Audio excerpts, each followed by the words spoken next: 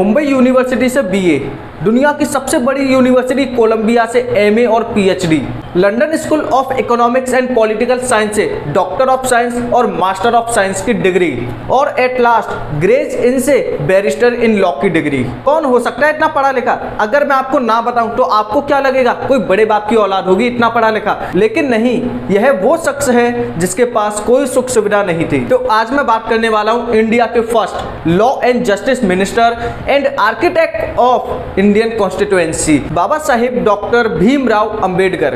आज मैं आपको यह नहीं बताने वाला कि अंबेडकर जी का जन्म कहाँ हुआ, कौन से स्थान पर हुआ, उनका क्या नाम था, उनकी पत्नी का क्या नाम था, ये सभी आपकी फालतू चीजें, इनसे आपके जीवन में कोई फर्क नहीं पड़ता। अगर आपको फर्क पड़ता है तो आपको पड़ता है उस व्यक्ति के जीवन से कि उसने अपने जीवन में क्या क्या किया, कितना संघर्ष किया इतने बड़े उपाधि को पाने के लिए। आज मैं आपको सुनाने वाला हूं उनके बचपन के कुछ ऐसे किस्से जिन्हें सुनने के बाद आप काफी भावुक हो जाओगे। जब वो स्कूल जाया करते थे तो अपनी पीठ पर एक बोरी को लाद के ले जाया करते थे, लेकिन क्यों? अब जनरली आप ये तो जानते ही होंगे कि डॉक्टर भीमराव अंबेडकर जी का जो जन्म था वो किसमें हुआ था, नीची जाति में या फिर दलित वर्ग में। लेकिन आप ये भी जानते होंगे कि पहले के समय में दलित वर्ग के लोगों को पढ़ने का अधिकार नहीं था, लेकिन बचपन से ही जो डॉक्टर भीमराव अंबेडकर थे उन्हें पढ़ने का काफी शौक था। इसके चलते उनके पिताजी ने एक विद्यालय में उनका एडमिशन भी करा दिया गया, लेकिन वहां के विद्यालय की जो कक्षा थी उसके मास्टर जी की एक शर्त थी कि इस बच्चे को मैं तभी पढ़ाऊंगा जब ये आपका क्लास में एंटर ना करे। अगर ये क्लास के बाहर बैठकर पढ़ सकता है तो मैं इसको पढ़ाने के लिए तैयार हूँ। तो उसके पिताजी भी इस बात के लिए राजी हो जाते हैं, यहाँ तक कि डॉक्टर भीमराव अंबेडकर जी भी बचपन में राजी हो जाते हैं कि हाँ मैं क्लास के बाहर बैठकर पढ़ लूंगा। और इसी के चलते वो अपने साथ एक बोरी को ले जाया करते थे, क्योंकि स्कूल के या फिर विद्यालय के जो सामान थे उनको भी टच नहीं कर सकते थे। कौन? डॉक्टर भीमराव अंबेडकर, क्योंकि वो किसके थे? दलित वर्ग के। इसीलिए वो अपने साथ एक बोरी को ले जाया करते थे जिसको बाहर बिछाते उसी पे बैठा करते थे। अब अंबेडकर जी को विद्यालय में बैठने की समस्या तो थी ही, उसी के साथ एक समस्या और थी पानी के पीने की, क्योंकि वहां पर विद्यालय में जो आपका मटका वगैरह या फिर पानी की जो सुविधा थी वो ओनली ऊंची जाति के लोगों के लिए थी, और जो दलित वर्ग के लोग थे वो उन चीजों को छू नहीं सकते थे, जिस कारण से कई दिनों तक अंबेडकर जी को प्यासा ही रहना पड़ता था कक्षा में ज्ञान अर्जित करने के दौरान। कुछ समय के बाद उनके लिए एक अलग से मटका रखवा दिया गया था जिसमें उन्हें बिना छुए उस मटके से पानी पीना पड़ता था।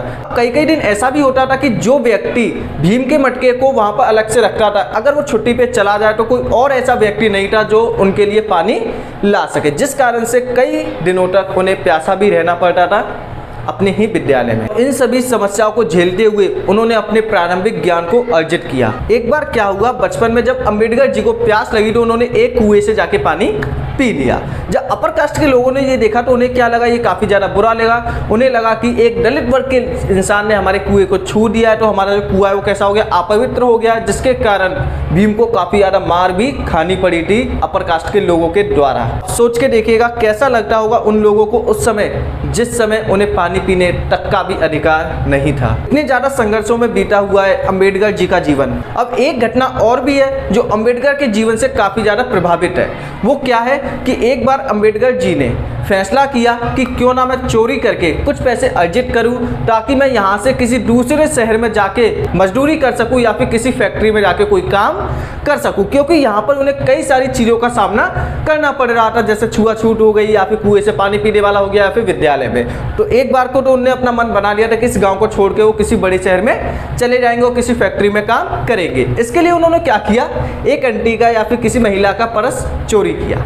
जब उन्होंने पर्स चोरी किया तो उस कंडीशन में पर्स को जब खोल के देखा तो उसमें ओनली 1 रुपया निकला था, और ये 1 रुपया उस समय पे इतना तो था लेकिन उतना नहीं था कि वो एक टिकट खरीद सके उस शहर में जाने के लिए। जब उन्होंने ये देखा कि इसमें तो केवल 1 रुपया जिससे मैं अपनी टिकट भी नहीं खरीद सकता, और उस 1 रुपये को देख अंबेडकर जी काफी परेशान हुए और उन्होंने एक निर्णय लिया कि पढ़ लिख कर और अच्छी नौकरी करने के बाद ही मैं इस देश और अपने परिवार की स्थिति को बदल सकता हूँ। और उन्होंने उसी दिन ठान लिया कि यहाँ से मुझे भागना नहीं है, मजदूर नहीं बनना, बल्कि पढ़ लिख कर इस समाज का कुछ कल्याण करना है। एक बार सोच के देखिएगा, अगर अंबेडकर जी उस समय पर मजदूर बन जाते तो आज का समय कैसा होता, कौन लिखता इतना बड़ा संविधान। अब अंबेडकर जी स्कूल तो जाते थे, लेकिन स्कूल में उन्हें संस्कृत सब्जेक्ट पढ़ने की अनुमति इजाजत नहीं थी, क्योंकि वहां के मास्टर जी को मानना था कि जो संस्कृत है वो सब्जेक्ट ओनली ब्राह्मण समाज के लिए ही बनाया गया, उसे दलित वर्ग नहीं पढ़ सकते,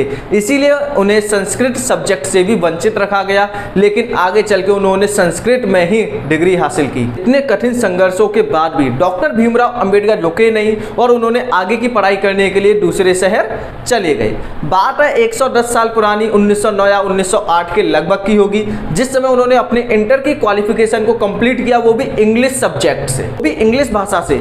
इंग्लिश भाषा से करना इतना ज़्यादा आसान नहीं था। उस समय पर ये पहले स्टूडेंट थे जिन्होंने इंग्लिश भाषा से अपने समाज में या फिर अपने दलित वर्ग में इस उपाधि को हासिल किया था। और इंटर करने के बाद उन्होंने अपने बीए की डिग्री को लिया, पॉलिटिकल साइंस एंड इकोनॉमिक्स। इसके बाद वो कोलंबिया चले गए, जहां उन्होंने अपनी एमएससी वगैरह आगे की पढ़ाई को जारी रखा। अपनी आगे की पढ़ाई को करने के लिए वो कोलंबिया यूनिवर्सिटी में चले गए, जहां उन्होंने अपने एमए की पढ़ाई को जारी किया। वहीं उन्होंने लंदन ऑफ साइंस कॉलेज से भी एमएससी और डीएसजी की डिग्री को लिया।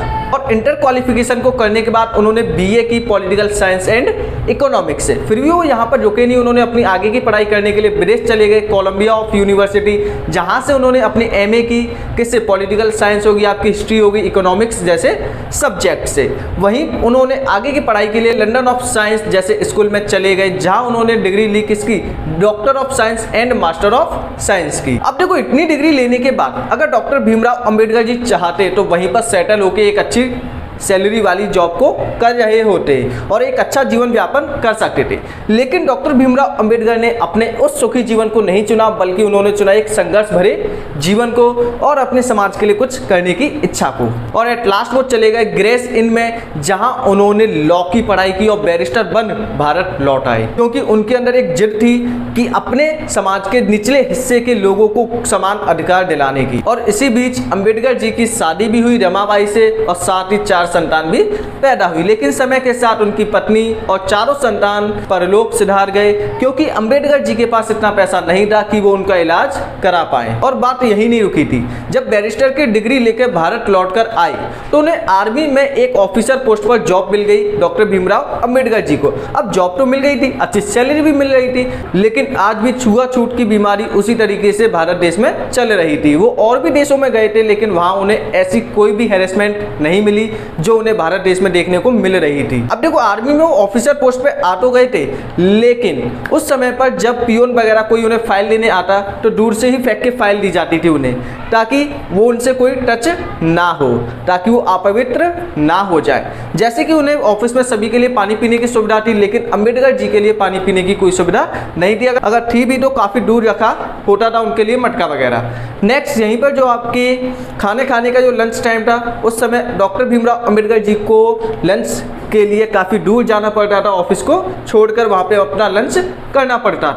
आज भी अंबेडकर जी को इतनी डिग्रियां लेने के बाद भी छुआछूत की बीमारी को सामना करना पड़ रहा था, और जिसके चलते डॉक्टर भीमराव अंबेडकर जी ने ये ठान लिया कि दलित वर्ग के लोगों को समान अधिकार दिलाकर रहूंगा। जिसके चलते उन्होंने सबसे पहला आंदोलन किया, सत्याग्रह आंदोलन। इस आंदोलन के चलते उन्होंने सभी दलित वर्ग के लोगों को कुएं से पानी पिलाने का अधिकार दिला दिया, और इसी के साथ साथ उन्होंने शिक्षा का अधिकार भी दलित वर्ग के लोगों को दिला दिया। किताबों में लिखा हुआ था कि सार्वजनिक चीजें सभी समुदाय के लोगों के लिए हैं, और कुआं आपका एक सार्वजनिक था, तो सार्वजनिक का मतलब है कि सभी लोग उसका यूज कर सकते हैं। तो डॉक्टर भीमराव अंबेडकर जी ने अपनी शिक्षा के बल पर दोनों अधिकार दिला दिए गए दलित वर्ग के लोगों को, और इसी के चलते काफी सारे अधिकार महिलाओं को भी दिलाए जो आपकी दलित वर्ग की थी। पहले क्या हुआ करता था कि जो दलित वर्ग की महिलाएं थी उन्हें साड़ी पहनने की जो इजाजत थी वो घुटनों के ऊपर थी, तो अंबेडकर जी ने इस परंपरा को भी खत्म किया, और जो साड़ी पहनने का रिवाज था वो घुटनों के नीचे तक आ गया।